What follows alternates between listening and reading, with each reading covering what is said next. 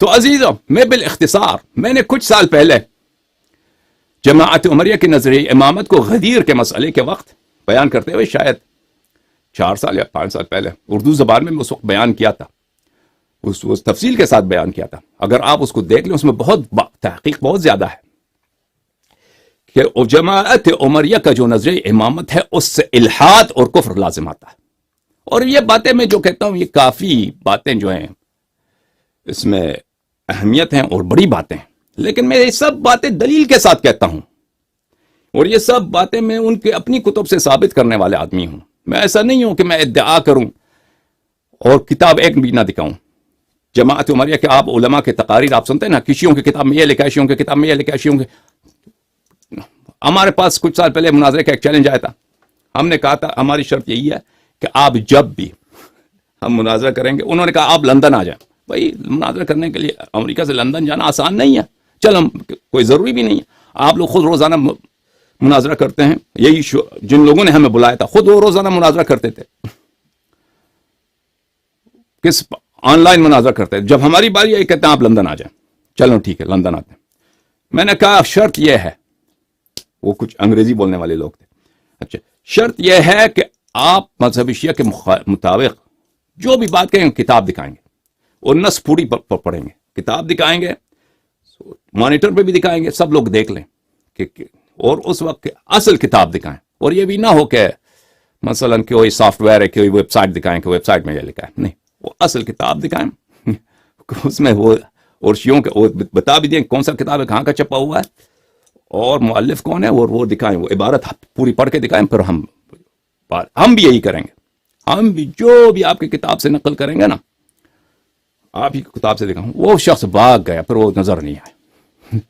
نظر نہیں آیا. الٹا اس نے ہم پہ شرط لگایا کہ آپ کو اجازت نہیں ہے کتاب دکھانے کی، کیونکہ ان کے پاس کوئی دلیل نہیں ہے نا.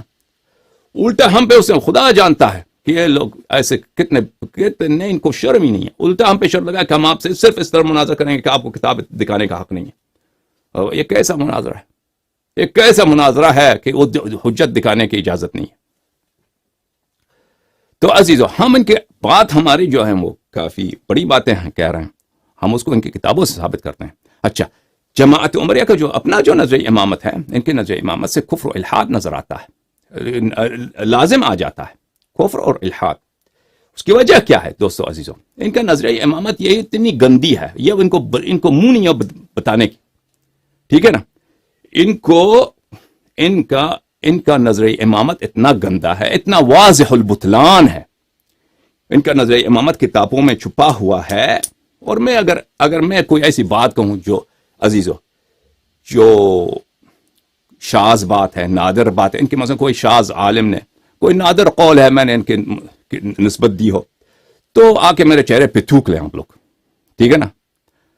میں ان کے جمہور علماء کے عقائد بتا رہا ہوں، ان کے کتب میں جو ہے ان کا نظریہ امامت اتنا گندا ہے اور اتنا گھٹیا ہے اور اتنا دنی ہے کہ ان کو منہ نہیں ہے کہ منبر سے وہ لوگوں کو بتائیں. ایک کتاب ہے مغیث الحق، ابو المعالی امام الحرمین الجوینی کی، جو شوافع کا بہت بڑا فقیہ ہے اور جماعت اشاعرہ کا اپنے زمانے کا سب سے بڑا متکلم، امام الحرمین جوینی. اس کتاب میں وہ کیونکہ وہ اپنے زمانے کا بہت بڑا مانا ہوا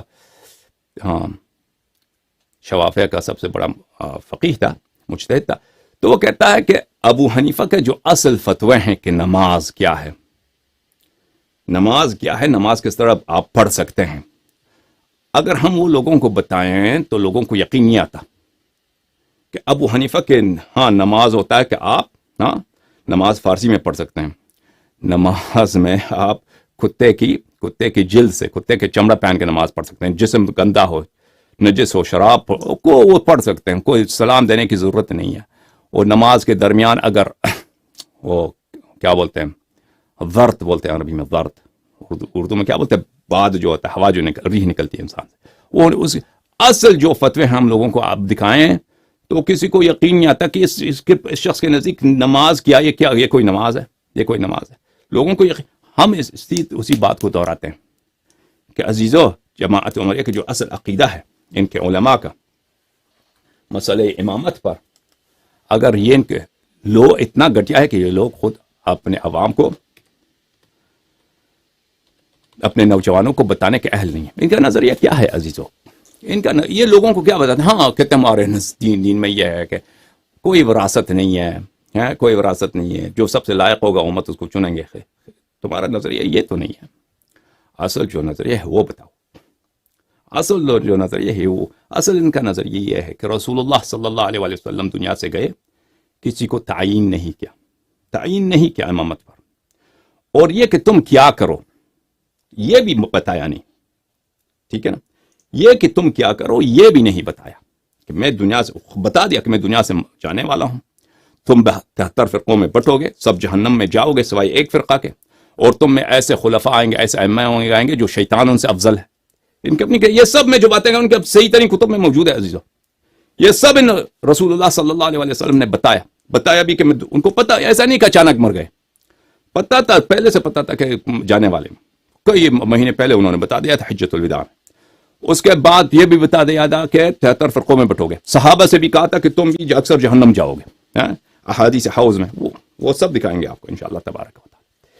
اس کے علاوہ یہ بھی بتا دیا کہ تم جو ہے تم میں اختلافات اتنے آ جائیں گے کہ 73 فرقے ہو جائیں گے، 72 کے 72 جہنم میں۔ اور یہ بھی بتایا کہ میری جو سب سے زیادہ خوف ہے میری امت پر وہ کیا ہے کہ میرے بعد ائمہ مضلون آئیں گے، گمراہ کرنے والے خلفاء، گمراہ کرنے والے امام آئیں گے، لوگوں کو گمراہ کریں گے، یہ بھی بتایا تھا۔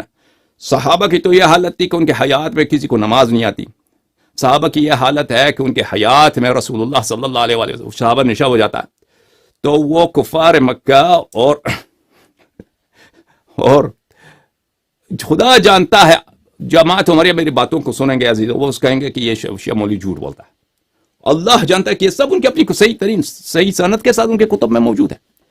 صحابہ کی یہ حالت ہے کہ شراب پیتے ہیں، مسجد کے سامنے نشے ہو جاتے ہیں، رسول اللہ صلی اللہ علیہ وسلم آتے ہیں، لوگ شکایت کرتے ہیں کہ دیکھیں یہ آپ کا سسر کیا ہے، نشا ہو گیا، آگے دیکھتے ہیں کہ یہ سسر نشا ہو گیا، یہ شعر کہتا ہے کس کی شان میں؟ وہ مشرکین کے سردار جو بدر میں مرے ہیں ان کی مرثیہ خوانی کر رہا، ان کی شان میں شعر کہہ رہا۔ صحابہ کی یہ حالت ہے میرے عزیزوں کہ رسول اللہ صلی اللہ علیہ وآلہ وسلم غزوہ تبوک سے واپس آ رہے ہیں، فرماتے ہیں کہ یہ پانی کا چشمہ آ رہا ہے، یہاں پہ پانی پینے کے کوئی نہ جائے، یہ میرے کوئی سنتا ہی نہیں ہے، جب تک میں یہاں پہ اتر نہ جاؤں پانی نہ اٹھاؤں، کوئی نہ، سب جاتے ہیں، الٹا وہ چلو پانی پیاس لگی تھی، رسول اللہ صلی اللہ علیہ وآلہ وسلم کو قتل کرنے کی کوشش کرتے ہیں، نام بھی معلوم ہے کہ کون سے تھے، ٹھیک ہے نا؟ رسول اللہ صلی اللہ علیہ وآلہ وسلم بستر بیماری میں ان کو گالی دیتے ہیں کہ یہ جو ہیں کیا کر رہے ہیں، نستجیر باللہ، اگر لازم نہ ہوتا، ضرورت نہ ہوتا تو میں نقل نہیں کرتا یہ اتنے سخت جو جملے ہیں حد کے رسول صلی اللہ علیہ وآلہ وسلم کے۔ پاکستان میں پرچے کرتے ہیں کس بات پر؟ کہ جو یہ شخص رسول اللہ صلی اللہ علیہ وآلہ وسلم سے کوئی بے احترامی کرے تو اس کو کیا کہتے ہیں، بلاسفیمی ایکٹ ہے وہاں پہ، اس کو ارتداد کے طور پہ یا سب رسول صلی اللہ علیہ وآلہ وسلم پہ جیل جاتے ہیں، جیل میں کتنے سال رہتے ہیں، پھر آخر میں پھانسی بھی ہو جاتا ہے۔ تو سب سے پہلے پرچہ عمر پہ کاٹو، تم صحابہ پہ کاٹو، وہ بخاری کی حدیث تو بھول گئے عزیزو۔ تو جب یہ حالت ہے کہ رسول اللہ صلی اللہ علیہ، نظریہ خلافت بتا رہا ہوں، حالت مسلمانوں کے کیا ہے عزیزو؟ رسول صلی اللہ علیہ وآلہ وسلم کو پتہ ہے کہ میں دنیا سے جانے والا ہوں، رسول صلی اللہ علیہ وآلہ وسلم کو پتہ ہے کہ میرے بعد امت میں شدید اختلافات آئیں گے، کوئی کفر کی حد تک کہ اکثر امت کافر ہو جائیں گے، صحابہ جہنمی بن جائیں گے۔ رسول صلی اللہ علیہ وآلہ وسلم کو پتہ ہے کہ ان کے بعد جو خلفاء آئیں گے وہ خلفاء شیطان ان سے بہتر ہوں گے، یعنی یہ بھی پتہ ہے۔ اور رسول صلی اللہ علیہ وآلہ وسلم کو یہ بھی پتہ ہے کہ اختلافات کا اساس مسئلہ امامت، مسئلہ خلافت پر ہے، اس کے علاوہ میرے عزیز قرآن بھی جمع نہیں ہے۔ حالت یہ ہے کہ قرآن رسول صلی اللہ علیہ وسلم دنیا سے چلے گئے، یہ بھی حکم نہیں دیا کہ قرآن جمع کرو، قرآن بھی متفرق، کہیں کسی کاغذ پہ لکھا ہے، کہیں پتے پہ لکھا ہے، کہیں درخت پہ لکھا ہے، کہیں ہڈی پہ لکھا ہے، کوئی ایسے قرآن کے آیات ہیں کہ کوئی لکھا ہی بھی نہیں ہے، ٹھیک ہے نا؟ حدیث تو تدوین ہی نہیں ہے، سنت تو مدون ہی نہیں ہے، اور بس اتنا فرمایا ہے کہ مجھ پہ جھوٹ نہ باندھو، مجھ پہ جھوٹی احادیث نہ بنایا کرو، اور یہ بھی بتایا کہ میری حدیث تم نہ لکھا کرو۔ اس حالت میں وہ چلے گئے، بس بتایا بھی نہیں کہ کیا کروں، کہ کیا کرو. تم اپنا صحیح نظریہ خلافت و امامت تو بتاؤ نا. تمہارا اصل تو نظریہ امامت و خلافت تو یہی ہے کہ امت کا انہوں نے بالکل نہ صرف یہ اللہ کا رسول، یہ اللہ رسول کا کام نہیں، یہ اللہ کا بھی کام ہے. یہ سب باتیں جو میں نے کہا ہے یہ صرف یہ نہیں کہ صرف رسول اللہ صلی اللہ علیہ وسلم کو پتا ہے، اللہ کو اس سے بہتر پتا ہے. تو نہ اللہ نے اور نہ اس کے رسول صلی اللہ علیہ وسلم نے ان کو پتہ ہی نہیں، پرواہ ہی نہیں ہے کیا کہ اس دین کا کام. آیت تو قرآن میں اتنی موٹی، الیوم اکملت لکم دینکم واتممت علیکم نعمتی ورضیت لکم الاسلام، دین کامل ہے، دین کامل میں اسلام سے راضی. اور اتنا ہے کوئی وہ ملا نصر الدین کا جو قبر ہے، ملا نصر الدین کے قبر کا آپ نے کہانی سنی ہے؟ چاروں طرف سے دیوار ہے، 3 طرف سے دیوار ہے، دروازہ ہے، اس میں بہت بڑا لاک ہے، تالا لگا ہوا ہے، اور ایک طرف سے دیوار ہی نہیں، ایک طرف سے دیوار ہی نہیں. یہ تو کون سی الیوم اکملت لکم دینکم، اس سے بڑا اسلام کے دیواروں میں اس سے بڑا اتنا دراڑ کہاں، بلکہ ایک سائڈ سے دیوار ہی نہیں ہے.